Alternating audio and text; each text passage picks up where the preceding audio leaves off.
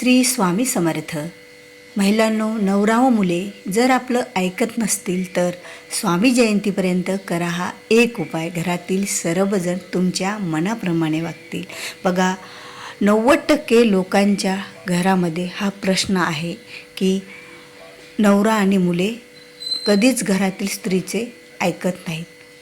आणि त्यांच्या जरी फायद्याचं असेल, घराच्या जरी फायद्याचे असेल, तरीही त्यांना ते कळत नाही आणि ते त्यांच्याच मनाप्रमाणे वागतात. पण एक स्त्री ही आपल्या घराचा विचार करते, घराचा फायद्याचा विचार करते आणि घरातील सर्व गोष्टी व्यवस्थित व्हावा. मुलांनी नीट अभ्यास करावा, मुलांनी जास्त वेळ मोबाईल बघू नये, जास्त बाहेर खेळू नये किंवा कुठले वाईट मित्र असतील त्यांना आवडत नसतील त्यांच्यासोबत राहू नये, जास्त वेळ अभ्यास करावा, चांगल्या गोष्टीचं त्याला वळण लागावं, हे प्रत्येक आपल्या आईला वाटत असतं. आणि जर मुले आपले ऐकत नसतील तर घरामध्ये आपला चिडचिडपणा होतो. मग आपल्याला मुलाचं भविष्य आपल्या डोळ्यासमोर दिसायला लागतं की जर मुले ऐकले नाही तर मुलांचं आपल्या कसं होईल, या टेन्शनमध्ये आपण राहतो. पण महिलांनो, तुम्हाला स्वामी जयंतीपर्यंत खरंच हा एक उपाय करायचा आहे, ज्यामुळे मुले आणि नवरासुद्धा तुमचं ऐकेल. बघा, बऱ्याच ठिकाणी नवरा हा बायकोचं ऐकत नाही, तिनं सांगितलेलं कोणतेही काम व्यवस्थित पार पाडत नाही किंवा घरामध्ये काही वादविवाद असतील, भावाभावाविषयीचे प्रश्न असतील की त्या बाबतीतसुद्धा नवरा बायकोचं काहीच ऐकून घेत नाही, त्याच्या मनाप्रमाणेच तो करतो. कारण तो तिथे मायापोटी करत असतो.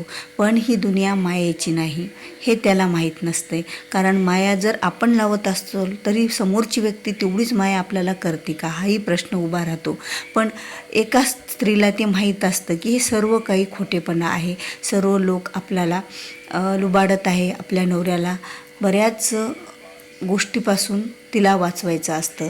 मग नवरा आपलं ऐकतच नसतो. मग आपल्याला घरामध्ये टेन्शन आलेलं असतं. मग घरामध्ये वादविवाद वाढतात, चिडचिडपणा वाढतो आणि याचे परिणामसुद्धा लेकरावर पडतात, नवरा बायकोच्या भांडणाचे. आणि त्याचबरोबर घरातील लक्ष्मी मातासुद्धा कदरून घराच्या बाहेर निघून गेलेले असतात. कारण लक्ष्मी माता ह्या चंचल असतात. त्या घरामध्ये शांत वातावरण आहे, त्या घरामध्ये लक्ष्मी माता टिकत असतात. म्हणून महिलांनो, जर आपला नवरा आपला ऐकत नसेल, कुठलीही गोष्ट आपली ऐकत नसेल, तरी आपल्या घराच्या फायद्याची असेल, आपल्या हिताची असेल, त्याला समजत नसेल, तो व्यसनी असेल किंवा त्याला इतर कोणते नाद असतील. आता बऱ्याच पुरुषांना, 10% तरी पुरुषांना बरेच नाद आहेत, बाहेरचे वेगवेगळे नाद आहेत, व्यसनाधीन झालेले आहेत, बऱ्याच गोष्टीचे नाद आहेत. किंवा काही लोकांना व्यसन जरी नसलं तरी ते बायकोंचं म्हणणं ऐकत नाहीत, आपलंच खरं करायला जातात आणि बायकोला घरातली कामे करा, तुम्ही तुमचं बघा असे म्हणत राहतात. पण बघा, आपले असे हे प्रश्न आहेत जे नवरा मुले ऐकत नाहीत. ते प्रश्न आपण कुणाला सांगूही शकत नाही. कारण हे जग हसून ऐकणारं आणि रडून ऐकणारं आणि हसून त्याचा बाऊ करणारं असतं. म्हणजे प्रत्येकाला ते सांगत बसलेलं असतं आपल्या घरातील गोष्टी. म्हणून तुम्ही ह्या घरातल्या गोष्टी कुणालाही सांगायच्या नाही. आपल्याला हा एक उपाय करायचा आहे. खरंच या उपायाने आपला मुलगा आणि आपला नवरा हे आपलं ऐकणारच. बघा, हा उपाय कोणता करायचा आहे तर स्वामी जयंतीपर्यंत हा आपल्याला उपाय करायचा आहे. आता ज्या वेळेला तुम्ही व्हिडिओ बघसाल त्यावेळेपासून तुम्ही स्वामी जयंतीपर्यंत हा उपाय करू शकता. अगदी तुम्ही स्वामी जयंतीच्या दिवशी जरी हा व्हिडिओ बघितला तरी त्या दिवशी का होईना तुम्ही उपाय करू शकता किंवा त्या दिवसापासून सुरुवात करून पुढे पण हा तुम्ही उपाय करू शकता. कारण या उपायाला कोणता वेळ काळ असं बंधन काही लागत नाही. पण ज्या वेळेला स्वामी जयंती असते, स्वामींचा प्रगट दिन असतो, दत्त महाराजांपैकी कोणत्याही त्यांच्या अवताराचा प्रगट दिन असतो, त्यावेळेला दत्त महाराजांच्या ह्या ज्या लहरी आहेत त्या जास्त प्रमाणात पृथ्वी तलावर असतात, हजारो पटीने. त्यामुळे तेव्हा केलेली उपाय हे आपल्याला बराच काही देऊन जातात, जास्त फळ देऊन जातात. म्हणून स्वामी जयंतीपर्यंत हा एक आपल्याला उपाय करायचा आहे. आता हा उपाय आपल्याला कुठे जाऊन करायचा नाही तर आपल्या घरातच बसून हा उपाय आपल्याला करायचा आहे. बघा, प्रत्येकाच्याचकडं स्वामींचा फोटो असेल असंही नाही. काही जणांकडे स्वामींचा फोटो नसेल, पण नसेल तर तुम्ही आणून घ्या किंवा तुमच्याकडे जर दत्त महाराजांचा फोटो मूर्ती असेल तरीही चालेल तुमच्या देवघरामध्ये, किंवा नसेल तरीही काही हरकत नाही. कारण ह्या उपायासाठी आपल्याला कुठल्याही पूजेची गरज नाही. मग आपल्याला काय करायचं आहे, देवघरासमोर आपल्याला 2 अगरबत्त्या लावायच्या. एखाद्या प्लेटमध्ये वगैरे ते अगरबत्ती तुम्ही लावून ठेवा, कारण त्या अगरबत्तीचा धूर आपल्याला खाली पडू द्यायचा नाही जमिनीवर, ही काळजी घ्यायची आहे. मग 2 अगरबत्ती आपल्याला देवघरासमोर लावायच्या. देवघरासमोर एक आसन टाकायचं, त्यावर आपल्याला बसायचं आणि 11 माळी श्री स्वामी समर्थ महाराजांचा जप करायचा. आता 11 माळी जप आपल्याला कधी करायचा ही गोष्ट मी तुम्हाला सांगते. तुम्हाला सकाळी वेळ असेल सकाळी करा, ज्या वेळेला तुम्हाला वेळ मिळेल त्यावेळेला तुम्ही हा जप करू शकता. कुठलाही तुम्हाला याचं बंधन नाही आहे. मग 11 माळी जप तुम्हाला करायचा आहे, किंवा ह्या 2 अगरबत्त्या ज्या आपण लावून ठेवलेल्या आहेत त्या पूर्ण संपेपर्यंत हा जप आपल्याला करायचा आहे. त्यावेळेला तुम्ही नाही माळी तुम्ही मोजल्यात तरीही चालेल.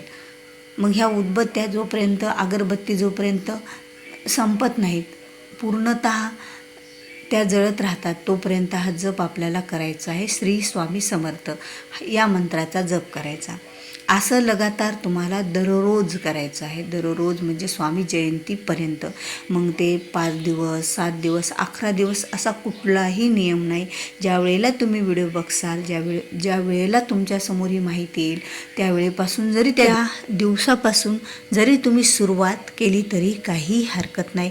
कारण स्वामींना स्वामींची भक्ती आवडते आणि स्वामीवरचा विश्वास आणि श्रद्धा आवडत असते. म्हणून स्वामी सेवेकऱ्यांनो किंवा कुणीही हा उपाय करू शकता. अगदी तुम्ही स्वामी सेवेकरी नाही आहेत, तुम्हाला स्वामीविषयी काहीच माहीत नाही आहे, तरीही तुम्ही हा उपाय करू शकता. तर हा उपाय करण्यासाठी तुम्हाला 2 अगरबत्त्या फक्त दररोज लागणार आहेत. पण अगरबत्ती अशी घ्या की केमिकल त्याच्यामध्ये नसलं पाहिजे. अशी अगरबत्ती तुम्ही निवडा की खरंच ती अगरबत्ती केमिकलयुक्त आहे असं तुम्हाला वाटेल. जे स्मेल असतात ती अगरबत्ती तुम्ही अजिबात वापरू नका. चांगला आता बघा बऱ्याच अगरबत्तीचा खूप चांगला सुगंध येतो, पण त्या अगरबत्तीमध्ये केमिकल असतं. मग केमिकल रहित तुम्हाला असं वाटत असेल कुठे अगरबत्ती खूप चांगली मिळते, ती अगरबत्ती तुम्ही आणून घ्यायची आहे. मग त्या 2 अगरबत्ती तुम्हाला दररोज लावायचा. त्यासाठी कुठलंही बंधन नाही. फक्त स्त्रियांना मासिक धर्माचा नियम पाळावा लागेल. आणि तुम्हाला जर सुतक असेल इरदी असेल तर त्या काळामध्ये सुद्धा तुम्हाला ही सेवा करता येणार नाही. मग तुम्ही दररोज भले रात्री झोपेपर्यंत कधीही हा उपाय करू शकता. मग 2 अगरबत्त्या लावल्या, आसनावर बसलो आणि अगरबत्ती संपेपर्यंत किंवा 11 माळी श्री स्वामी समर्थ महाराजांचा जप केला. मग जी अगरबत्तीची रक्षा पडते ती रक्षा तुम्हाला तुमच्या पिण्याच्या पाण्यात टाकायची आहे. आता पिण्याच्या पाण्यात ज्या वेळेला तुम्ही तुमच्या माठात किंवा जारमध्ये जे काही तुम्ही पाणी ज्या भांड्यातून वापरत असाल पिण्यासाठी त्या पाण्यात तुम्ही टाकायचे आहे. आणि ते पाणी आपल्या घरातील ज्या वेळेला सर्वजण पियायला लागतील त्यावेळेला त्यांच्या स्वभावात बदल होईल स्वामी समर्थ महाराजांच्या कृपेने. आणि तुमच्या मनाप्रमाणे सर्व घरातील ऐकायला लागतील. कारण श्री स्वामी समर्थ हा मंत्र साधारण नाही आहे. श्री स्वामी समर्थ हा मंत्र आपल्या जीवनातील अनेक संकटावर मात करतो, आपल्या अनेक अडलेली कामे पूर्ण करतो, आपल्या सर्व इच्छा पूर्ण करतो आणि आपल्या सर्व माणसातील वाईट गुणसुद्धा काढून टाकत असतो. म्हणून महिलांनो, स्वामीवरचा विश्वास हा डगमगू द्यायचा नाही. मग कंटिन्यू तुम्ही ही सेवा चालू ठेवायची स्वामी जयंतीपर्यंत, स्वामी प्रगट दिनापर्यंत. त्या दिवशीसुद्धा तुम्हाला करायची आहे, कारण स्वामी प्रगट दिन हा 31 मार्च 2025ला आहे. तोपर्यंत ही सेवा तुम्ही करायची आहे. मग त्यानंतर ती रक्षा तुम्हाला जर याचा प्रभाव खूप चांगला वाटत असेल, तुमच्या घरातील व्यक्ती बदल पडत असेल, तर तुम्ही नंतरसुद्धा हा उपाय तुम्ही करू शकता. तुम्हाला वेळ असेल ना तर तुम्ही नंतरसुद्धा 1 माळ किंवा 11 माळी असा जप करून ती रक्षा आपल्या पाण्यात आपण टाकू शकतो. आणि एक विशेष महत्त्वाची गोष्ट, ज्या वेळेला तुमच्या घरामध्ये मांसाहार होईल त्यावेळेला किंवा मांसाहार खाल्लेल्या व्यक्तींना हे पाणी तुम्हाला प्यायला द्यायचे नाही. कारण मांसाहार खाल्लेल्या व्यक्तींना हे पाणी द्यायचं नाही, कारण हे पाणी श्री स्वामी समर्थ महाराजाचं जप केलेल्या धुराचं अगरबत्तीचं रक्षाचं आहे. आणि त्यामुळे आपलं सर्व बाजूने रक्षण होत असतं. पण मांसाहार हा स्वामी सेवेत चालत नाही.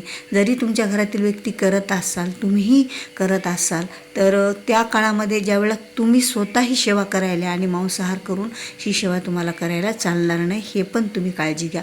जोपर्यंत तुम्ही हा उपाय करणार आहात तोपर्यंत तुम्ही मांसाहार करायचा नाही. आणि ज्या वेळेला तुमच्या घरातील व्यक्ती कोणी मांसाहार केलेला असेल तर त्यावेळेला सुद्धा तुम्ही हे अगरबत्तीची रक्षा टाकलेलं पाणी तुम्ही त्यांना द्यायचं नाही आहे. एवढी आपल्याला काळजी महिलांनो घ्यायची आहे. खरंच या उपायाने अनेक सेवेकऱ्यांच्या घरातले प्रश्न सुटलेले आहेत. त्यांचा नवरा मुले त्यांचं ऐकायला लागलेले आहेत, त्यांच्या मनाप्रमाणे वागायला लागलेले आहेत. म्हणून महिलांनो ही संधी सोडू नका. कारण स्वामी समर्थाची सेवा आणि उपाय ह्या दोन्ही गोष्टीचा आपण करत राहिलो तर आपल्या जीवनाचं सार्थक झाल्याशिवाय राहणार नाही.